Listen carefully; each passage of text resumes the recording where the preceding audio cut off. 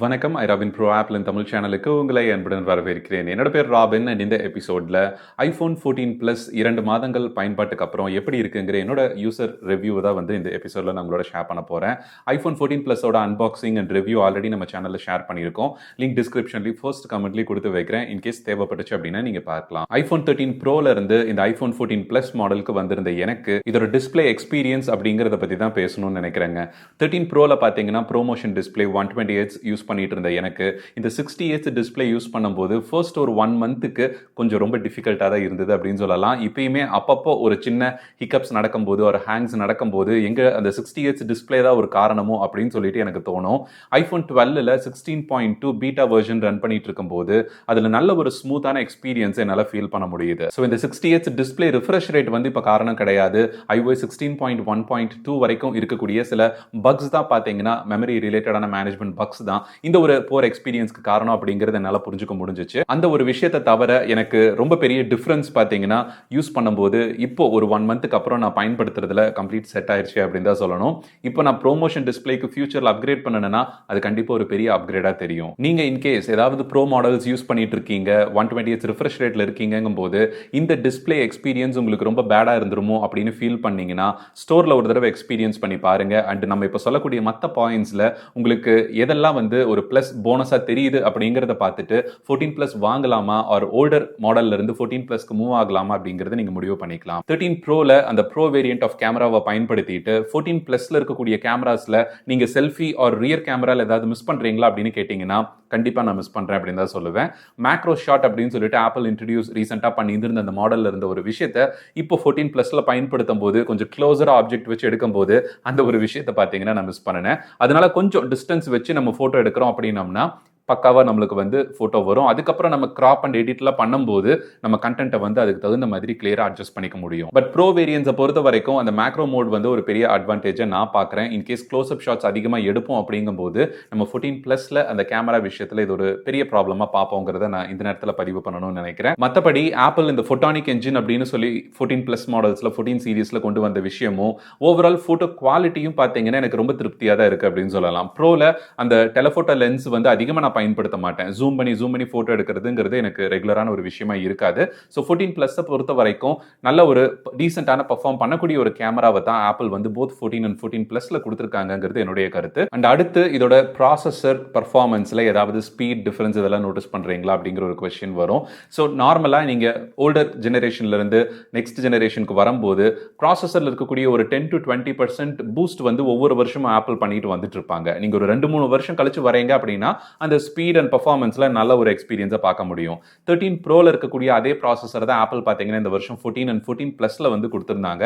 A15 Bionic chipset. அந்த அடிஷனலா நம்ம 13ஓட compare பண்ணும்போது எக்ஸ்ட்ரா GPU கோர் மட்டும் பார்த்தீங்கன்னா நம்மளுக்கு அவைலபிளா இருக்கும். ஜஸ்ட் 1 இயர் கேப்ல நம்மளுக்கு iOS 16 or 17 எந்த வெர்ஷன் ஆப்பிள் ரிலீஸ் பண்ணினாலும் ஒரு பெரிய டிஃபரன்ஸை நோட்டீஸ் பண்ற மாதிரி கண்டிப்பா பண்ண மாட்டாங்க. இப்போ இருக்கக்கூடிய சில பக்ஸ்னால even iPhone 14 pro and pro max use பண்றவங்களுமே சில பர்ஃபார்மன்ஸ் இஷ்யூஸ் ஃபேஸ் பண்ணிட்டு தான் வந்துட்டு இருக்காங்க. பட் டெய்லி யூசேஜுக்கு ஒன்றும் பெரிய ப்ராப்ளம் இல்லை அப்படின்னாலும் ஆப்பிள் இதை 16.2ல ஓரளவுக்கு நிறைய பக்ஸை ஃபிக்ஸ் பண்ணி ஸ்டேபிளான ஒரு எக்ஸ்பீரியன்ஸ் கொடுப்பாங்க அப்படின்னு சொல்லிட்டு தான் நிறைய பேர் ஈகர் எதிர்பார்த்துட்டு இருக்காங்க. ஸோ அந்த விஷயத்தில் ப்ராசஸர் ஆர் ரேம் மெமரி ஒரு பெரிய ப்ராப்ளமாக எனக்கு தெரியல. எவ்ரிடே யூசேஜுக்கு எப்படி பார்த்தாலும் நம்ம அட் அ டைமில் ஒரு ஆப் தான் பயன்படுத்த முடியுங்க. ஐபேட் மாதிரி மல்டி டாஸ்கிங் நீங்கள் மல்டிபிள் ஆப்ஸ் உள்ள கொண்டு வைக்கிறது, ஸ்டேஜ் மேனேஜர் மாதிரி ஃபீச்சர்ஸ் எல்லாம் நம்மளுக்கு ஐஃபோன் ப்ரோ மேக்ஸ் மாடல்ஸே இருந்தாலும் பாசிபிள் இல்லை அப்படிங்கிறதுனால அட் அ டைம்ல ஒரு ஆப் பயன்படுத்துறதுங்கிறதுக்கு A15 ப்ராசஸரே ஓவர் கில் அப்படின்னு தான் நான் சொல்லுவேன். அண்ட் அடுத்து முக்கியமான ஒன்றுன்னு பார்த்தீங்கன்னா பேட்டரி பர்ஃபார்மன்ஸ். ப்ரீவியஸா 13 ப்ரோ மாடல்ல எனக்கு எப்படி யூஸ் பண்ணாலும் 1 டே அப்படிங்கிற மாதிரி பேட்டரி பர்ஃபார்மன்ஸ் வந்துருங்க. அவுட்டோர்ல போறேன் அப்படின்னா மேப்ஸ் யூஸ் பண்ணும்போது கார்ல டிரைவ் பண்ணும்போது எனக்கு நார்மலா அந்த 1 டேங்கிறது கம்ப்ளீட் ஆகாது. பிகாஸ் லொகேஷன் டேட்டா பிளஸ் நம்ம ரோமிங்ல இருக்கும்போது மொபைல் நெட்வொர்க் சிக்னல் சர்ச் இந்த மாதிரி விஷயங்கள்னால பேட்டரி ட்ரெயினிங் கொஞ்சம் ஃபாஸ்டா இருக்கும். எப்படி இருந்தாலும் 20% அப்படின்னு வந்ததுக்கு அப்புறம் தான் நான் கார்லயே சார்ஜர் நார்மலா கனெக்ட் பண்ணுவேன். இந்த 14 பிளஸ் வாங்கினதுக்கு அப்புறம் பாத்தீங்கன்னா நான் ரெகுலரா சார்ஜ் பண்ணணுங்கிற நெசசிட்டி எனக்கு அந்த அளவுக்கு வரல. வீட்ல இருந்து நான் யூஸ் பண்றேன் ஒரு ஆஃபீஸ்ல இருந்து யூஸ் பண்றேன் அப்படின்னா எனக்கு 1.5 days அப்படிங்கிறது நார்மலா வந்துருதுங்க. இன்கேஸ் அவுட்டோர்ல டிராவல் பண்றேன் அப்படின்னா எனக்கு அந்த 1 டே அப்படிங்கிற மார்க்கை வந்து ரீச் பண்ணிடுது. ஸோ பேட்டரி அப்படிங்கிற ஒரு விஷயத்தை பற்றி கவலைப்பட தேவையில்லை அப்படிங்கிறது தான் எனக்கு தோணுது. 14 ப்ளஸை பொறுத்த வரைக்கும் ப்ரோ மேக்ஸுக்கு ஈக்குவலண்டான ஒரு பேட்டரி பர்ஃபார்மன்ஸை ஆப்பிள் வந்து கொடுத்துருக்காங்க. அண்ட் இதோட சேர்த்து ஹேண்ட்லிங் அண்ட் வெயிட் அப்படிங்கிற முக்கியமான விஷயம் வந்து நம்ம டிஸ்கஸ் பண்ணி ஆகணும். IPhone 14 plus or pro max models எல்லாம் பார்த்தீங்கன்னா நார்மலாக நம்ம ஹோல்டு பண்ணக்கூடிய ஃபோனோட சைஸுக்கு ரொம்ப அதிகமான ஒரு சைஸ் அப்படின்னு தான் சொல்லணும். இதில் வெயிட் அப்படிங்கிறது நான் எப்பொழுதுமே ஒரு ப்ராப்ளமாக பார்க்கக்கூடிய ஒரு விஷயம். கேமரா காம்பனண்ட்டோட வெயிட்னாலேயே பார்த்தீங்கன்னா ஒவ்வொரு வருஷமும் ஆப்பிள் வந்து 10 கிராம்ஸாக வெயிட் ஆட் பண்ணிட்டே வந்துட்டு இருக்காங்க. நம்மளுக்கு ப்ரோ மேக்ஸ் மாடல்ஸ் எல்லாம் போனீங்கன்னா 40 கிராம்ஸ் லிட்டரலி இந்த மாடல்ஸை விட உங்களுக்கு வெயிட் வந்து அதிகமாக இருக்கும். டோட்டலாக 240 கிராம்ஸ்ங்கிற மாதிரி வரும். 13 ப்ரோ அண்ட் 14 ப்ரோவோட வெயிட்டுக்கு ஈக்குவலண்டாக தான் இந்த 14 ப்ளஸ் மாடலும் வெயிட் வந்து நம்மளுக்கு 203 கிராம்ஸ் அப்படிங்கிற மாதிரி ஆப்பிள் பண்ணியிருக்காங்க. நார்மலாக ஒரு ஐபேட் வந்து 450 கிராம்ஸ் ப்ளஸில் இருந்தாலும் அதோட சைஸ் வந்து நம்மளுக்கு லார்ஜராக இருக்கிறதுனால வெயிட் வந்து ஈவனாக டிஸ்ட்ரிபியூட் ஆயிருக்கும். அதனால நம்ம ஹோல்டு பண்ணி பயன்படுத்தும் போது ரொம்ப லைட்டாக இருக்குது அப்படின்னு சொல்லிட்டு ஃபீல் பண்ணுவோம். அதிக நேரம் நம்ம கையில ஹோல்டு பண்ணி வீடியோஸ் பார்க்கிறது, டெக்ஸ்ட் படிக்கிறது, இந்த மாதிரி விஷயங்களையும் தாராளமா பண்ண முடியும். அதே மாதிரி நம்மளுக்கு 203 கிராம்ஸ் அப்படின்னு சொல்லிட்டு 13 ப்ரோல இருந்த அதே வெயிட்டா இருந்தாலும் அந்த போனை விட எனக்கு பர்சனலா இது லைட்டரா தெரியறதுக்கு காரணம் கொஞ்சம் சைஸ் வந்து பெருசா இருக்கிறதுனால அதே வெயிட் ஈவன் டிஸ்ட்ரிபியூஷன் அப்படிங்கிறது இங்கேயும் என்னால நோட்டீஸ் பண்ண முடியுதோ அப்படிங்கிறது என்னுடைய கருத்து. 6.7 இன்ச் இருக்கக்கூடிய இந்த போன் வந்து எனக்கு டெய்லி யூசேஜ்ல பாத்தீங்கன்னா கம்ப்ளீட்டா செட் ஆயிடுச்சு அப்படின்னு தான் சொல்லணும். அதோட சைஸ் அண்ட் ஸ்கிரீன் அந்த கண்டென்ட்ல இருக்கக்கூடிய எக்ஸ்பீரியன்ஸ் எல்லாமே சேர்த்து அதோட ஹேண்ட்லிங் அண்ட் வெயிட் ஒரு பெரிய பிரச்சனையா இல்லை, கம்ஃபர்டபுளா யூஸ் பண்ண முடியுது அப்படிங்கிறது என்னுடைய கருத்து. நீங்க இன்கேஸ் வெயிட் ஒரு ப்ராப்ளமா பாக்குறீங்க, லார்ஜர் ஸ்கிரீன் எனக்கு அந்த அளவுக்கு வேண்டாம் அப்படின்னு நினைச்சீங்கன்னா, ஆனா பிகர் பேட்டரி வேணும் அப்படின்னு நினைக்கும் போது இந்த 14 பிளஸ் மாடலை நீங்க தாராளமா கன்சிடர் பண்ணலாம். பட் ஆப்பிள் ஷோரூம்ல ஒரு தடவை நேரில் விசிட் பண்ணி அதை எக்ஸ்பீரியன்ஸ் பண்ணி பாருங்க. 14 ப்ரோ 13 ப்ரோ மாடல் இது எல்லாமே உங்களுக்கு வந்து ஒரு தடவை நீங்க கையில எடுத்து உங்களோட கையில ஹோல்டு பண்றதுக்கு எப்படி இருக்குன்னு பாக்குறது ரொம்ப ரொம்ப முக்கியமான விஷயம். அடுத்தது நான் போறது கூட பாத்தீங்கன்னா ப்ரோக்கு பதிலா ப்ரோ மேக்ஸ் மாடல் தான் போகணும் அப்படின்னு சொல்லிட்டு எனக்கு மைண்ட்ல ஒரு எண்ணம் இருக்கு. அண்ட் பிரைஸ் வைஸ் வந்து ஒரு முக்கியமான டெசிஷனும் நீங்க எடுக்கணும். ஒரு சிலருக்கு இதை சூஸ் பண்ணும்போது 13 ப்ரோவுமே பாத்தீங்கன்னா எனக்கு 80-90,000 கிடைக்குது. ஸோ எதுக்காக நான் 14 பிளஸ் போகணும், எனக்கு அந்த ப்ரோ லெவல் கேமரா பர்ஃபார்மன்ஸ் எடுத்துக்கலாமே அப்படின்னு சொல்லிட்டு ஒரு கொஸ்டின் வரும்.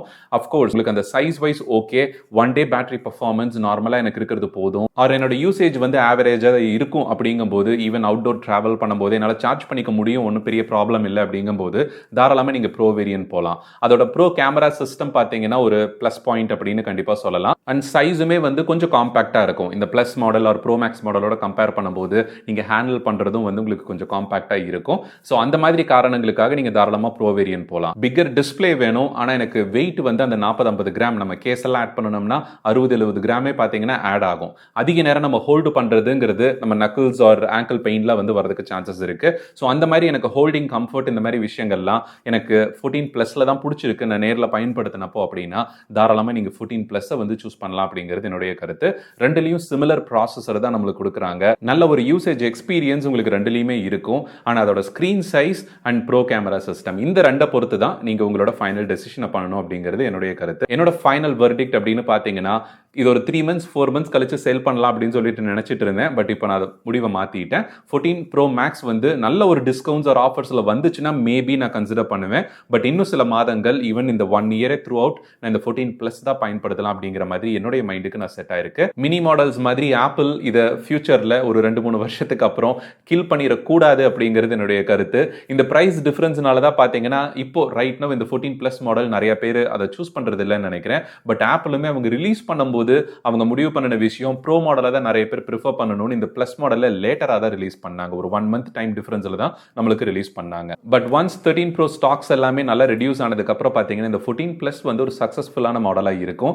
ஐஃபோன் அப்படின்னு சூஸ் பண்ணும்போதே எனக்கு பேட்டரி ப்ராப்ளம் தான் பெரிய விஷயமா இருக்குன்னு திங்க் பண்றவங்களுக்கு எனக்கு தெரிஞ்சு இந்த 14 பிளஸ் வந்து அதில் ஒரு கம்ப்ளீட் சாட்டிஸ்ஃபேக்ஷனை வந்து கொடுக்கும் அப்படிங்கிறது என்னுடைய கருத்து. பேட்டரி பற்றி கவலைப்படாமல் யூஸ் பண்றதுக்கு இந்த ப்ராடக்ட் லைனப்ல கண்டிப்பாக ஒரு கிங் அப்படின்னு தான் நான் சொல்லணும். ஸோ இந்த தகவல் உங்களுக்கு பயனுள்ளதாக இருந்திருக்கும் அப்படின்னு நினைக்கிறேன். நீங்க 13 ப்ரோ ஆர் 14 பிளஸ் இது ரெண்டில் எது சூஸ் பண்ணுவீங்க அப்படிங்கிற உங்களுடைய கருத்தை கீழே கமெண்ட்ஸ்ல ஷேர் பண்ணிக்கோங்க.